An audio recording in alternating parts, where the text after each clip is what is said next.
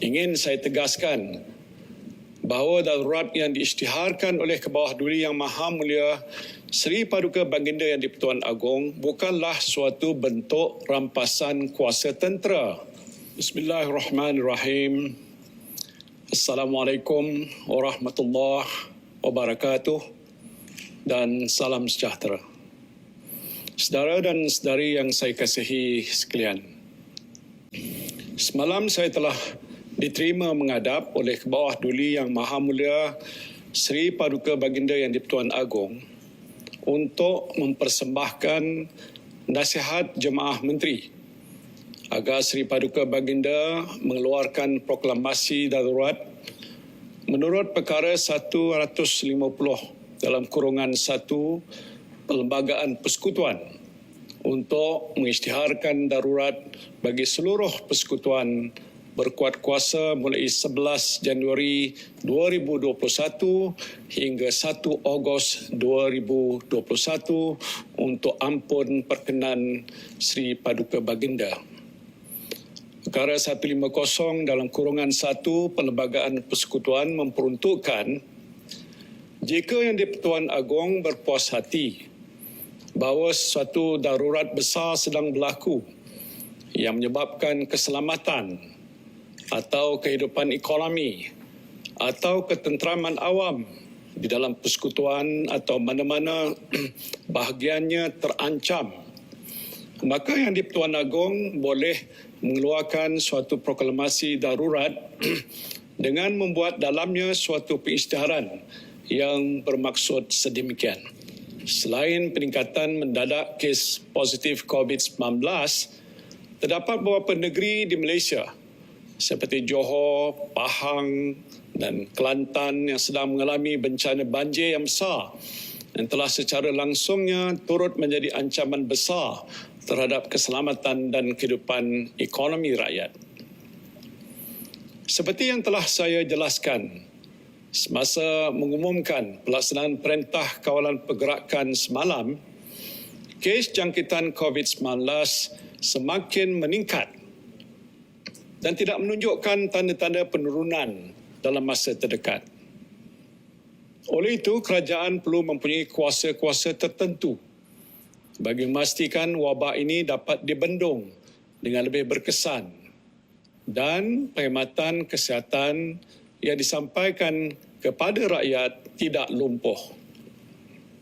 Setelah mempertimbangkan nasihat Jemaah Menteri, Seri Paduka Baginda telah berpuas hati bahawa adanya keperluan mengeluarkan proklamasi darurat bagi membolehkan ordinan dimasyhurkan di bawah Fasal 2B Perkara 150 bagi memperuntukkan kuasa-kuasa perlu untuk mengekang dan menghalang daripada berlakunya penularan wabak COVID-19 dengan lebih serius di negara ini. Ingin saya tegaskan bahawa darurat yang diisytiharkan oleh Kebawah Duli Yang Maha Mulia Seri Paduka Baginda Yang di-Pertuan Agong bukanlah suatu bentuk rampasan kuasa tentera. Perintah berkurung juga tidak akan dilaksanakan.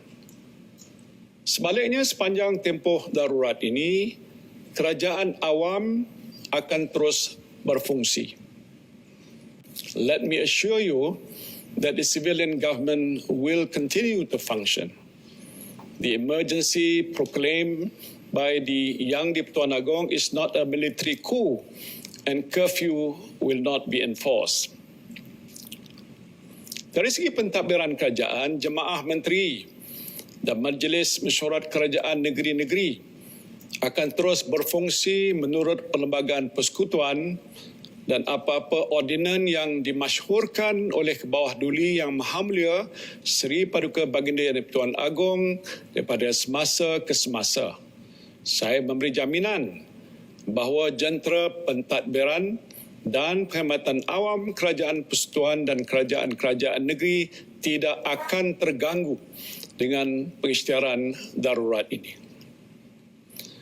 Sepanjang tempoh darurat ini, jika Seri Paduka Baginda berpuas hati bahawa ada hal-hal keadaan tertentu yang menyebabkan perlu baginya mengambil tindakan serta-merta, maka Seri Paduka Baginda boleh memasyhurkan apa-apa ordinan yang perlu mengikut hal keadaan semasa. Dalam konteks ini, beberapa ordinan darurat boleh dimasyhurkan oleh Kebawah Duli Yang Maha Mulia Seri Paduka Baginda Yang di-Pertuan Agong bagi tujuan membendung wabak COVID-19 yang merangkumi hal-hal berkaitan penggunaan aset hospital swasta, mengambil milikan sementara tanah, bangunan atau harta alih hospital swasta atau membuat permintaan untuk penggunaan sumber hospital swasta bagi tujuan merawat pesakit COVID-19. Sehubungan itu, kerajaan juga boleh mendapatkan penglibatan yang lebih inklusif daripada pihak swasta, termasuk kemudahan penjagaan kesihatan swasta bagi membantu meringankan beban yang ditanggung oleh agensi kerajaan, terutamanya hospital awam. Menerusi ordinan ini, bantuan yang boleh diperolehi daripada pihak swasta meliputi sumber manusia, kepakaran, fasiliti, aset, makmal ujian dan utiliti. Di samping itu, kuasa-kuasa perlu di bawah ordinan ini juga akan digunakan untuk memudahkan urusan dan mengatasi apa-apa peraturan yang menyukarkan penyampaian perkhidmatan kesihatan awam secara pantas, cekap dan berkesan dalam pandemik ini. Selaras dengan proklamasi darurat ini, aspek kawalan sempadan negara juga akan diperketatkan dengan memberikan kuasa kepada anggota tentera selain polis dan immigration untuk menangkap parti dan sesiapa saja yang menceroboh sempadan negara. Selain itu, suatu ordinan juga boleh dimasyhurkan untuk meminda Akta Pencegahan dan Pengawalan Penyakit Berjangkit 1988 untuk meningkatkan keberkesanan penguatkuasaan akta ini dalam membendung penularan COVID-19. Dan ini termasuk meningkatkan penalti ataupun hukuman ke atas sesiapa yang melanggar undang-undang dan peraturan berkaitan pengawalan wabak COVID-19. Ordinan-ordinan yang bertujuan untuk memerangi sabotaj ekonomi, monopoli dan kenaikan harga barang secara keterlaluan dalam masa pandemik juga boleh dimasyhurkan oleh Seri Paduka Baginda. Tindakan penguatkuasaan yang lebih tegas dan hukuman yang lebih berat boleh dikenakan untuk tujuan ini. Semua ordinan yang dimasyhurkan oleh Kebawah Duli Yang Maha Mulia Seri Paduka Baginda Yang di-Pertuan Agong akan diwartakan dan boleh diketahui oleh rakyat.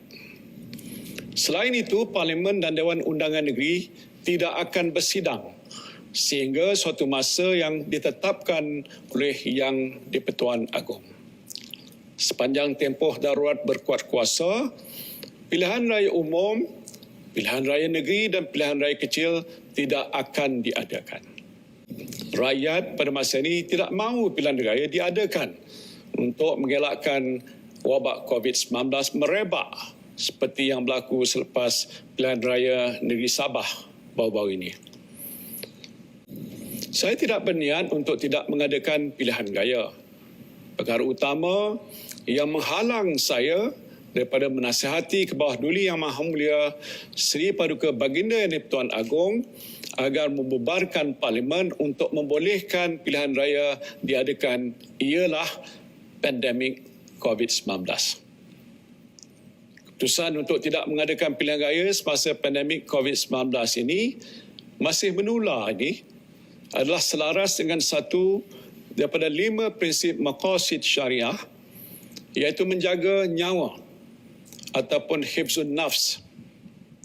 Dan dalam konteks ini adalah menjadi kewajipan saya sebagai ketua kerajaan untuk menjaga nyawa rakyat dengan melindungi saudara dan saudari sekalian daripada jangkitan COVID-19 ini. Ini adalah kemaslahatan yang paling utama yang dituntut oleh agama Islam. Justru saya memberikan komitmen yang tegas bahawa pilihan raya umum akan diadakan sebaik sahaja jawatan kuasa khas bebas yang akan ditubuhkan memperakukan bahawa wabak COVID-19 telah reda atau pulih sepenuhnya dan pilihan raya adalah selamat untuk diadakan. Pada masa itu terpulanglah kepada rakyat untuk memilih kerajaan mana yang layak untuk mentadbir negara ini dan menjaga kebajikan saudara dan saudari sekalian. Inilah komitmen dan aku janji saya yang akan saya tunaikan insya-Allah. Bagi saya dalam keadaan negara dan rakyat yang sedang menghadapi satu mudarat besar ini, adalah amat penting semua ahli politik mengenepikan perbezaan masing-masing dan bersolidariti bersama rakyat. Bila tiba masa untuk berpolitik, maka berpolitiklah dengan penuh bertanggungjawab. Kerajaan akan memastikan aktiviti ekonomi tidak terhenti agar rakyat mampu untuk terus bekerja dan perniagaan, perdagangan di industri dapat terus beroperasi seperti biasa.